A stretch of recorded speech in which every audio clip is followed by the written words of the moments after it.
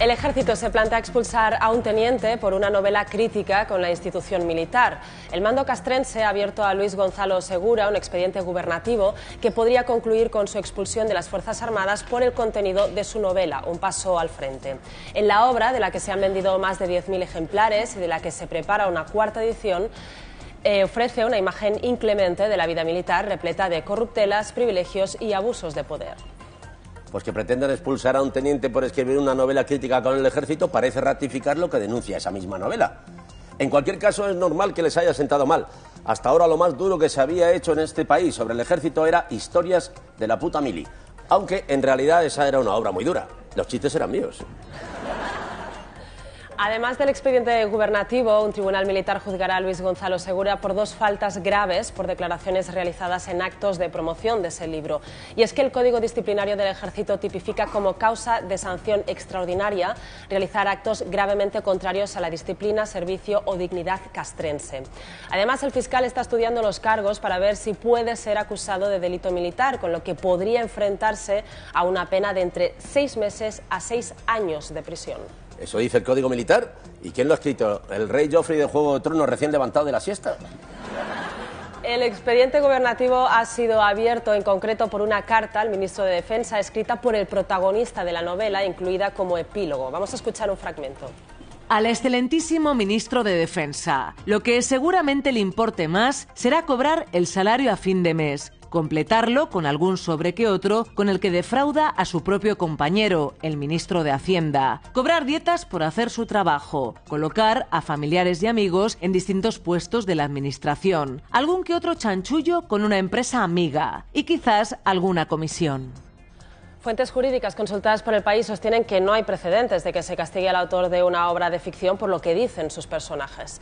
Bien, esta noche contamos con la presencia de Luis Gonzalo Segura, el teniente suspendido de funciones por denunciar, como decíamos, irregularidades en la novela Un paso al frente. Buenas noches, Luis. Muy buenas noches. Bienvenido. Bueno, supongo que no ignorabas que una novela tan crítica como esta pues iba a incomodar al ejército, pero ¿eras consciente de las complicaciones penales que te podía acarrear? Sí, plenamente consciente. En el mundo militar, en cuanto alguien se sale de la línea marcada, pues rápidamente es reprimido y normalmente perseguido.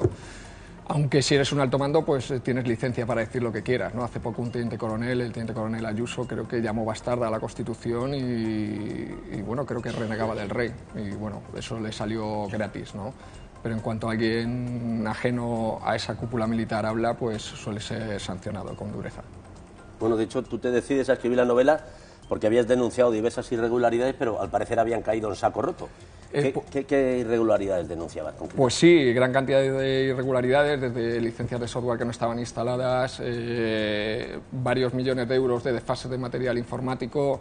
En fin, en el mundo militar no hay ningún tipo de fiscalización, porque nos fiscalizamos nosotros, entonces bueno, uno se puede encontrar cualquier tipo de aberración. El problema es que todo ese dinero lo pagan los ciudadanos y hablamos de una deuda de 29.000 millones de euros de deuda en el Ministerio de Defensa y un presupuesto inferior a los 6.000 millones de euros. O sea que si tenemos en cuenta que gastamos el 77% en el personal, pues yo creo que estamos como mínimo en una situación ruinosa, ¿no? Pues sí, eso parece. ¿Hay corrupción en el ejército? Demasiado extendida, precisamente por este modelo que nosotros tenemos del siglo XX, en el cual no hay independencia judicial. La Guardia Civil, que es quien nos tendría que investigar, no nos puede investigar porque no está desmilitarizada y sigue dependiendo del Ministerio de Defensa para los ascensos, y las auditorías las hacemos nosotros. O sea que si hay corrupción en la sociedad actual, que es del siglo XXI, pues en nuestro mundo, que es del siglo XX, yo creo que cualquiera se puede hacer una idea de lo que vivimos. Ajá. ¿Y la corrupción a qué extremo llega? Por ejemplo, esto que a veces se ha comentado de que se gana más dinero o se puede obtener dinero si la tropa come peor, ¿eso es cierto? Pues lamentablemente sí. De hecho, hace poco han condenado algo también insólito, han condenado a varios mandos militares por temas de chanchullos en una residencia de estudiantes, ¿no?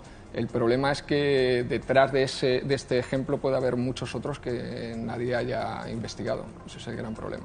¿En tu experiencia esto Sí. Más o menos? Sí, sí, es lo que sucede. De hecho, yo me presenté delante de un juez militar con varios casos de corrupción y bueno, le aporté un disco duro con diferentes pruebas, ¿no? Cerró el caso sin pedírmelo. Bueno, hicimos un recurso y ya le volvimos a insistir en que teníamos un disco duro con pruebas y le demostramos que, bueno, que había diferentes compras que se habían troceado y que se habían vendido por contratos menores y cuyo importe había sido bastante superior a la oferta inicial o al precio de mercado. Pero bueno, no quisieron pedirme el disco duro. Entiendo que no les interesaba. Tú denuncias también que hay un derroche constante. ¿Podrías ponernos algún ejemplo de ese derroche? Demasiados, ¿no? Podemos hablar de 5 millones de euros gastados en gabardinas militares. Por si alguien no lo sabe, yo no me he puesto una gabardina militar en 12 años. O hemos cambiado de uniformidad en los últimos 5 años en 2 ocasiones, ¿no? Esto teniendo en cuenta que se están expulsando a militares de tropas, soldados, y que tenemos un ejército con 130.000 componentes, de los cuales solo 41.000 son soldados, creo que da una idea de la situación aberrante que tenemos, ¿no? Bueno, y este viernes por fin será juzgado ante un tribunal militar por una falta de disciplina castrense. ¿Qué confianza tienes, fe en el proceso? Pues la verdad es que ninguna. Es un proceso, es como jugar a una tómbola trucada, ¿no? No hay ninguna posibilidad. Está claro que la alta cúpula militar puede decir lo que quiera, incluso un ruido de sables, bueno, pues no pasa nada. Siempre hay un motivo para exculparles. Pero en cuanto a alguien que es ajeno a ellos critica el sistema, y además es que es un sistema que por desgracia la sociedad no conoce, ni se puede llegar a imaginar los gastos y los abusos que se cometen, pues enseguida, claro, lógicamente yo no sé qué harán conmigo, pero igual me meten en la cárcel y tiran la llave al mar o algo similar, ¿no? Antes decíamos que se te acusa de 2 faltas graves por declaraciones durante la promoción de tu novela. ¿Qué has contado que ha sentado tan mal al ejército? Pues yo creo que lo que sienta tan mal al ejército es que por fin la sociedad va a poder ver en un libro lo que sucede en el mundo militar, o hacerse una idea, aunque el libro es pura ficción porque está novelado, pero sí que da una idea muy cercana de lo que sucede en el mundo militar, y yo creo que eso duele, porque al fin y al cabo, pues en la actualidad tenemos 270 generales y probablemente nos sobren 250. Tenemos 1.050 coroneles y nos sobran 1.000. Entonces, claro, creo que son muchas personas las que están ahora mismo muy preocupadas por sus salarios y por sus campos de golf, por sus clubes exclusivos. Alguien tiene que ponerse las gabardinas también. Efectivamente, efectivamente. No va a ser todo. Bueno, y dices que el código militar es muy estricto, pero se respeta también de los mandos superiores hacia los inferiores, porque también denuncias abusos de poder, ¿no? No, por supuesto que no. De hecho, a mí me han llegado hasta a prohibir desayunar con mis compañeros de trabajo, e incluso, bueno, me han llegado a prohibir hablar del libro con mis compañeros en la cafetería, ¿no? Bueno, es más, a mis compañeros de trabajo les han prohibido incluso hablar de mí.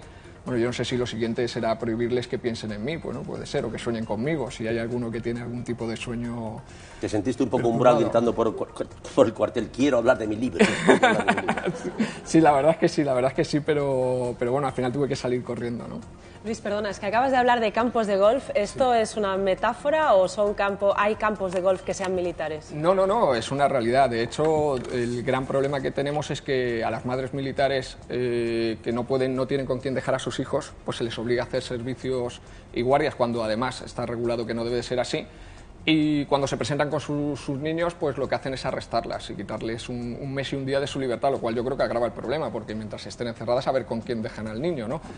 Entonces, claro, en lugar de gastarse el dinero en guarderías, pues se lo gastan en campos de golf y en cursos de ética y en viajes a Europa, subvencionados por todos los españoles, y en residencias militares de uso exclusivo para los oficiales, claro. Entonces creo que es una situación bastante bochornosa, y además creo que la cuenta la van a pagar los ciudadanos. Bueno, en tu libro, Un paso al frente, sugieres 16 cambios que harían del ejército una institución más justa. Bueno, a tu juicio, ¿cuál es el más acuciante? Son tantos, tenemos que reformar prácticamente el edificio entero, no vale ni siquiera con yo creo que tenemos que derribarlo y volver a construirlo de nuevo. Pero quizá yo creo que la libertad, porque yo creo que un ciudadano del siglo XXI tiene que tener libertad de expresión, derecho de manifestación, y luego, por supuesto, que se le dé un trato digno a la tropa, que se los están expulsando con 45 años después de haber dado toda su vida por un bien mejor. Bueno, no tenemos mucho tiempo en este programa, pero bueno, recuerdo a los espectadores que mañana estarás en Al Rojo Vivo, ¿no es así? Sí, efectivamente, creo que voy a estar abundando en el tema, pero sí. Ahora te quiero hacer una última pregunta antes de que te vayas, que me interesa mucho. ¿Es cierto que todos estos despilfarros han terminado en unos recortes que a su vez han provocado que los legionarios no puedan tener todos los botones de la camisa y tengan que llevar el pecho? Si eso es porque tienen las gabardinas militares para ponerse. Pues nada, muchas gracias por estar con nosotros. Les recordamos a los espectadores que mañana podrán ver al autor que ha estado con nosotros hoy, autor militar, en El Rojo Vivo. Muchas gracias.